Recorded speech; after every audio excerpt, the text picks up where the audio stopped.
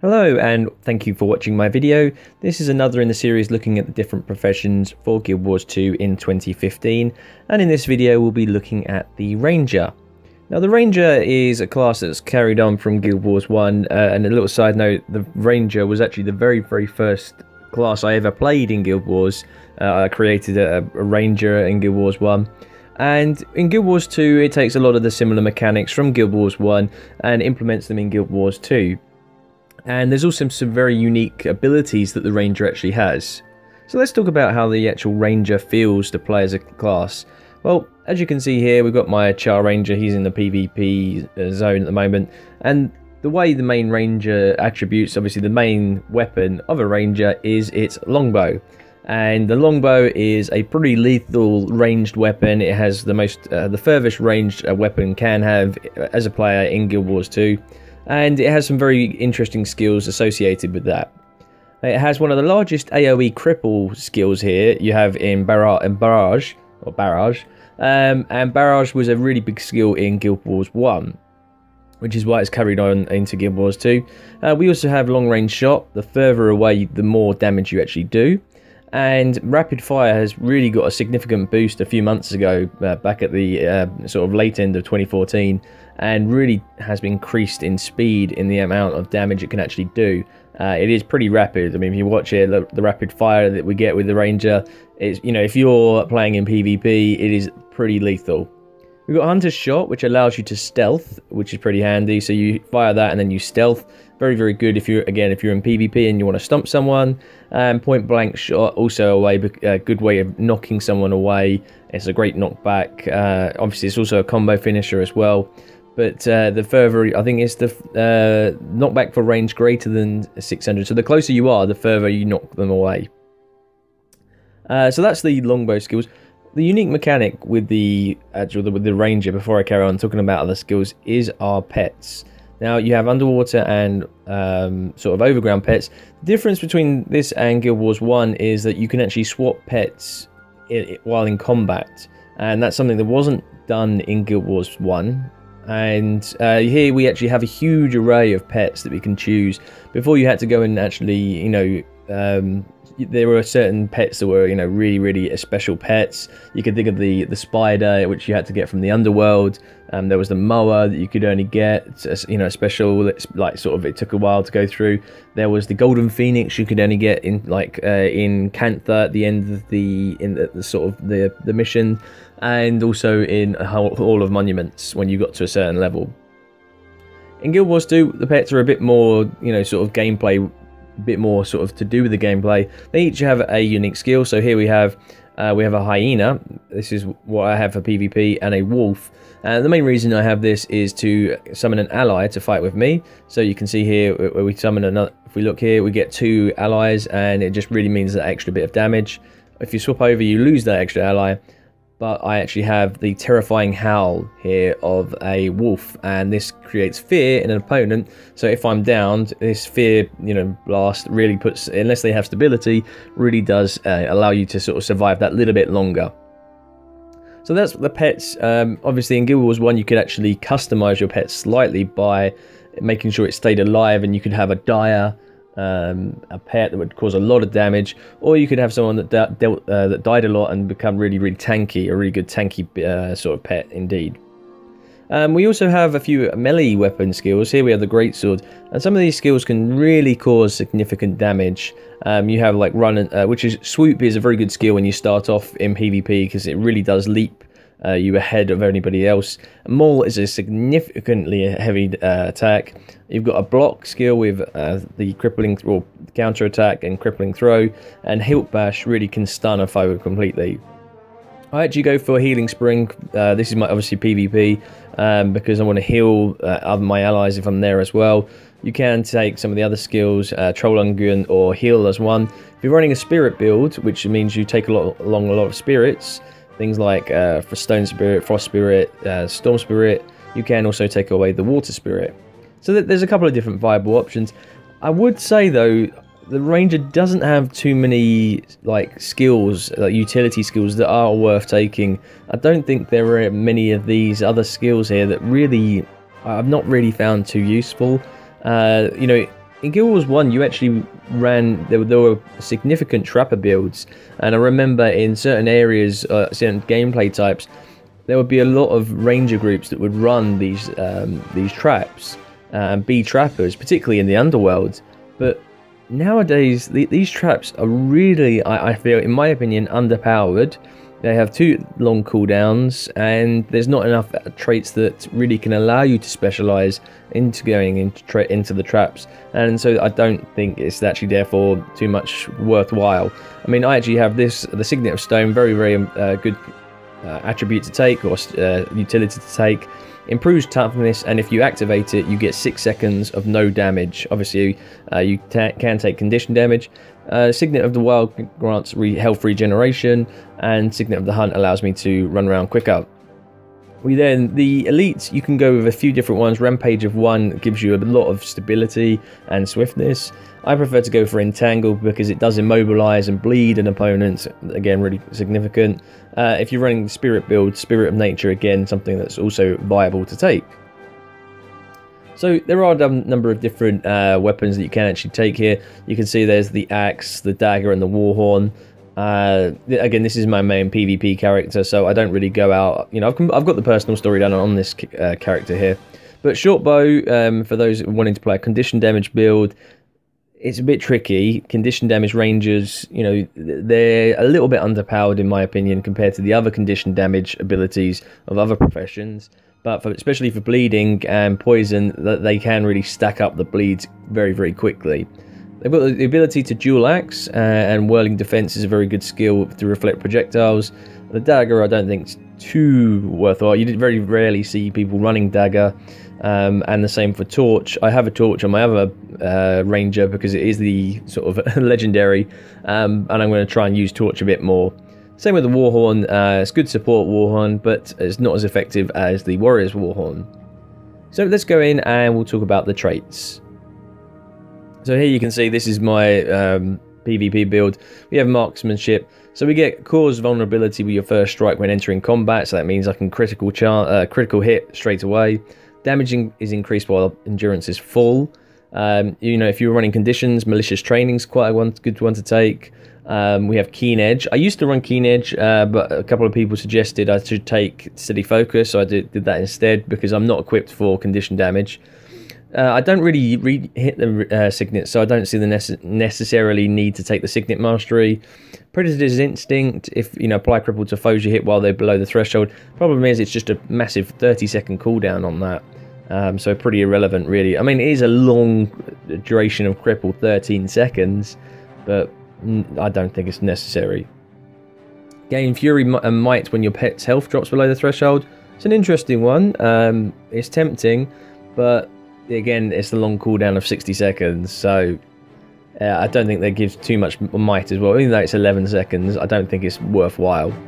Pets have an opening strike, so remember they critical hit with their opening strike.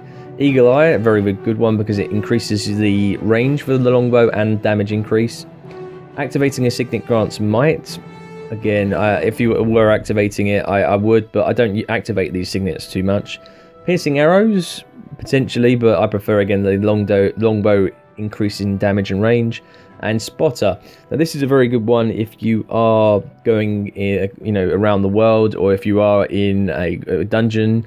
Spotter is a very good trait to take with you if you're running Ranger in a dungeon, because it basically gives all of your allies increased precision, so that's allowing that extra critical hit chance.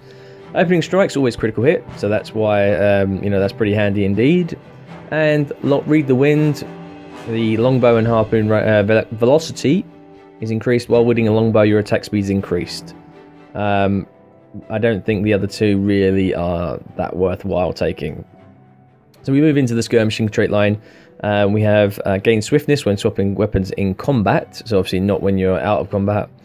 We have pets deal more damage on critical hits, so you could actually combine that with the opening strikes and really get a massive opening damage for your pet. But I prefer, again, I just prefer that little bit of extra pressure that you can get by adding bleeds, because even though it might not be doing that much damage, the opponent will see they're bleeding and will try and avoid, you know, try and sort of cleanse that. So it's just a throwaway skill. I can go for that. I do mix it up a little bit. Gain vigor when you're struck by a critical hit, so that's very good if you want to keep dodging around. Primal reflex is a very, very good trait to take because it's only a 15-second cooldown, and that really does allow you to jump around and dodge a lot.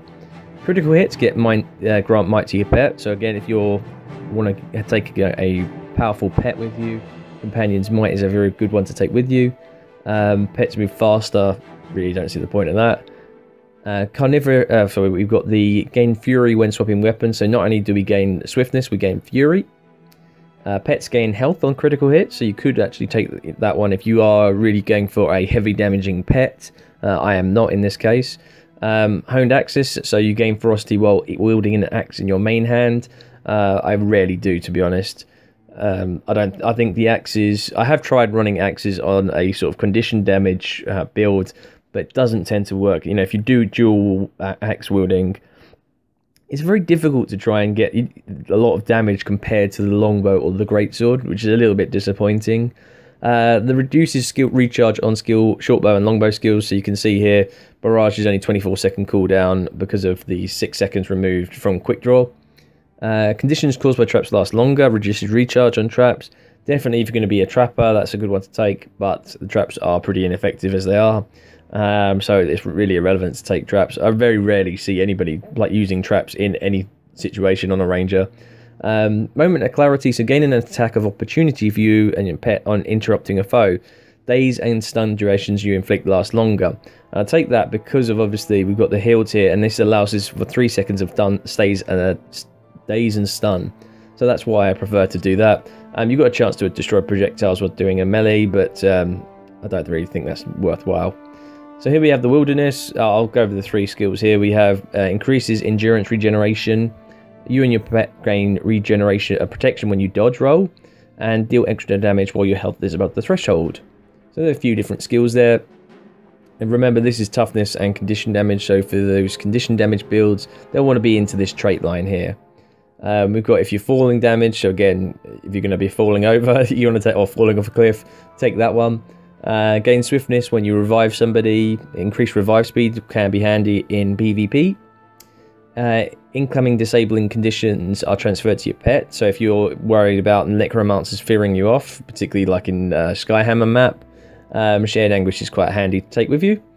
Gain vigor when using a heal skill, so again, if you wanted to dodge around, this is the skill to take with you because it gives you 5.5 seconds of increased endurance regeneration.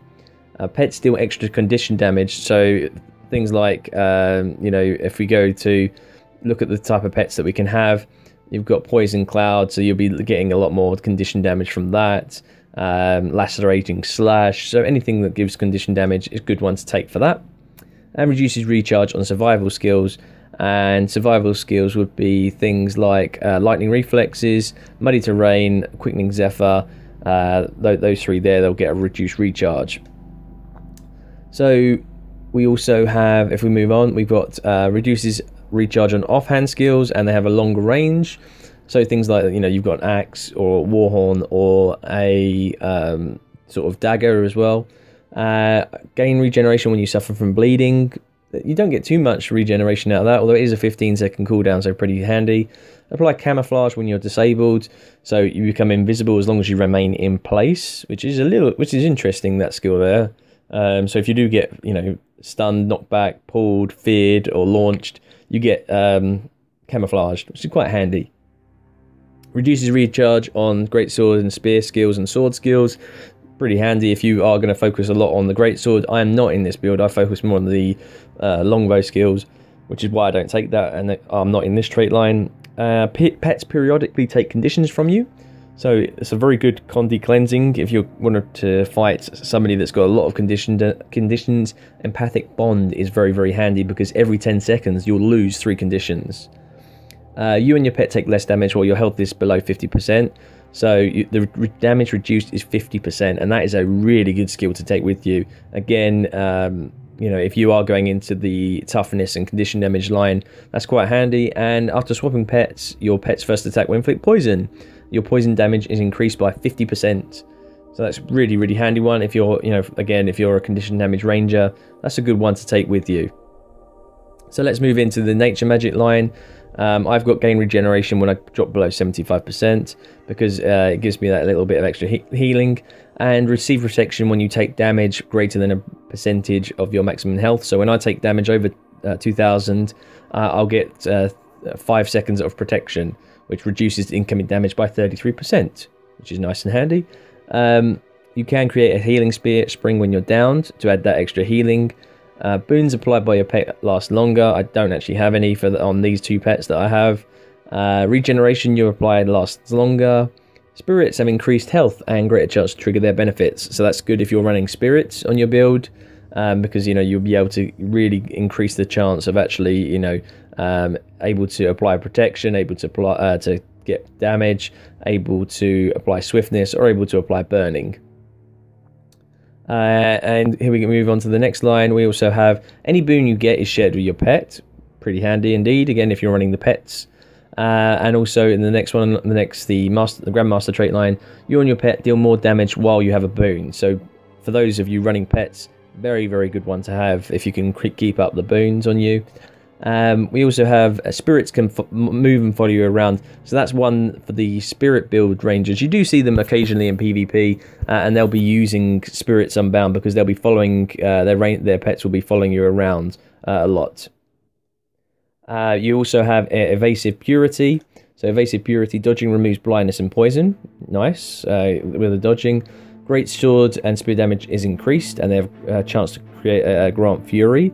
So if you're going in the great sword trait line, if you're really focusing on the sort of melee type weapons, that is a very good one to have. Use Signet of the Wild when your health drops below the threshold, so you'll get regeneration. Activated skills of the spirits are larger and trigger when the spirit is killed, so a very, very good one to take if you are running those spirits, considering you get the chance to apply burning, chance to apply swiftness, chance to apply extra damage, and chance to apply protection. If they all died, then you can really inflict a significant amount of damage. And shouts apply regeneration and swiftness to allies. I very, very rarely see anybody doing shouts at all. It's one of those things. There's 4 shouts in the game. I really don't see people doing these shouts at all. I may be wrong, but maybe there are people that run a shout build for the Rangers, but generally I don't see that. And remove conditions and gain fury when using a survival skill. So again, these survival skills have very little traits that actually refer to them, and the majority they're not worth taking. So we're moving to the final trait line, the Beastmaster, and this is one that I tend to run a bit more in the PvE side because I just want that extra pet damage, especially if you're doing Weapon Master. If we look at you go into the hero panel and you go into Weapon Master. Sorry, not Weapon Master. It is Weapon Master. Slayer. That's the one you want. You want Slayer. A lot of these just a little tip. If you do want to kill a lot of these, things like what have I done recently? The Crate or the Skelk. You can go and find places around the world using Dolphy's guide. It's very, very good. And just have your pet on maximum amount of health and damage, and you just sit there. You can go AFK, and the pet will go around killing all these low-level enemies because it has to be in a low-level area. And as long as you've got a lot of health on your character, you'll survive, and your pet will do all the damage, and you'll get a lot of kills very, very quickly. It's a handy way to get increased a lot of kills and get rid of get a lot of these Slayer titles. But let's go back and let's talk about some of the other traits line we were talking about. So when you're downed, your pet gains quickness. You get reduced recharge on pet skills. This is what I like, Master's Bond. Your pet has a bond with you, increases its attributes every time you kill a foe. So whenever it's you or your pet kill an opponent, you'll get an extra 40 power, 40 toughness, 40 precision, 40 vitality that your pet's going to increase by, and that is a great extra boost. So when it's at 25 stacks, you are getting huge amounts of damage and vitality for your pet. Reduce recharge on shouts, pretty ineffective. Don't see what's the point of that. Pet healing attributes are increased. Okay, so if you've got something that heals you, then that's quite handy. If you look, these would tend to be things like there's the Juvenile Fernhound, which regenerates, gives you regeneration health. You know, things that give you actually healing skills. So Shake It Off, that's a good one to take with you. But I'm sure you can go through the pets and have a look for yourself. Pet skills, recharge faster. It's a nice one if you want to really, you know, use these a lot. Compassion training, so pets. So we're still going through that. You and your pet gain might when they are activated. Sorry. So when you swap over your pet, so pressing F2, you gain. I think it's that, or you and your pet gain might when they are activated. So yeah, that's only in combat though, so you can't get it out of combat. And then we look at reduces recharge on pet swapping. That's a nice one to take because you know, at the moment it does sort of, if you swap pets, you've got, oh, because I'm in out of combat, I won't show you, but that's a really handy one to take with you because it does allow you to keep swapping pets and keep, you know, the pets you know, aggroing, taking a lot of the aggro away from you. So what else have we got in the master trait line? Pets inflict bleeding when they critically hit with their basic attacks. Pets gain stability when disabled. Intimidation training, so activated attack skills will cause cripple. Pets grant vigor to nearby allies when activated, so can be handy in a Zerg, really. You and your pet gain swiftness, quickness when swapping pets. So again, if you're really going for the pets and you want to keep rotating pets, you'll gain quickness with that. Your pets have natural health regeneration. Again, you can really make a tanky pet in this. And an invigorating bond. Your pet heals allies in an area when executing a command. So a pretty handy one to take again. And you actually gain power based on your healing for the Grandmaster sort of minor trait. And so these are the traits that we get. And just to demonstrate, obviously, this is PvP.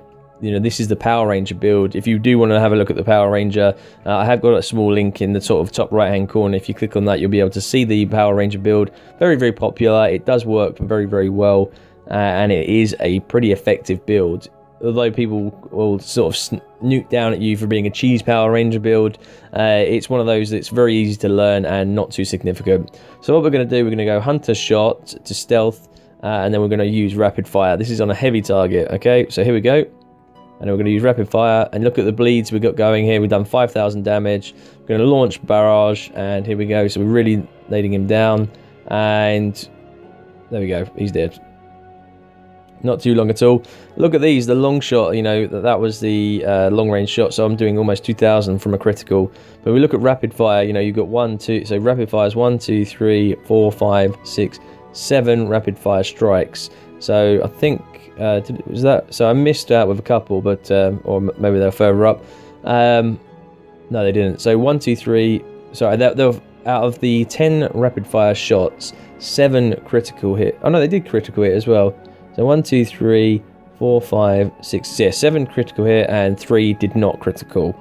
So 7 out of 10, so 70% critical chance, pretty much, and that's almost 1,000 damage per one. So that is a significant impact that you're having on an opponent. If you want to have a look, so that's a heavy target. So let's do that again. Let's just fire a let's go for Barrage first, then we'll do the target. So here we go, launching the Barrage, doing some good critical hits here, and then we're going to really unload with the critical with the Rapid Fire. So let's again have a look. Again, you're doing critical hit chance, and it's significant because, you know, if you're doing 7 critical hits, almost 1,000, I'd say that gets you around about 6,000 damage just from that one skill if you unload for 2 seconds. And for a lot of players, that could be half of their health immediately gone. You've got the ability to point back. The only downside, you know, it's a quick recharge. It's not really a downside. It's 8-second cooldown compared to, because obviously I'm on reduced cooldowns for my longbow, and particularly against enemies like thieves in PvP, it is extremely effective. I found the Rangers are the best counter for thieves, particularly longbow, because you can really unload heavy. You can see there I did limited bleeding there. There wasn't too much bleeding going on. But yeah, generally it's a very good build to take. And so this is the Ranger in Guild Wars 2. Again, you know, the utility skills aren't too impressive, so you're using a lot of the weapons. I've gone through all the traits, so I'm hoping that's been a bit helpful for you. But generally, the Ranger feels it's a long range class, the ability to snipe, You know, it does have the unique pet ability, so that's, you know, the ability to have pets in there allowing you to tank or take some of the aggro away from you. And generally the pet, the ranger, is a nice class to play. It's an easy class to learn, it's not too challenging, you've got that bit of survivability. Even though it's a medium class, you are a backline character generally, although you can do some sort of melee damage. And generally it's a very, very nice class to play, and a very good profession. I enjoy playing ranger. The only downside I'd say is at times you really don't have your damage can be a bit limited, and you know, if you do get swarmed, it can be a bit tricky if you're on longbow, because you do tend to focus on specific targets. So generally, you do see rangers in all types of aspects, from world versus world to PvP, to world events throughout. You know, think things like Tequatl. And you do get them in dungeons. You know, I wouldn't say they're the most effective profession in dungeons, but you do still see them. I normally see them fairly often. They're uncommon, really, compared to, say, warriors, guardians, elementalists. But generally, rangers can come into dungeons and do a good amount of damage. Specifically, things like like bosses. When you're fighting like a big boss, they are pretty effective. So thank you very much for watching my video. I hope you found it useful. Feel free to comment, and I'll see you on the next video.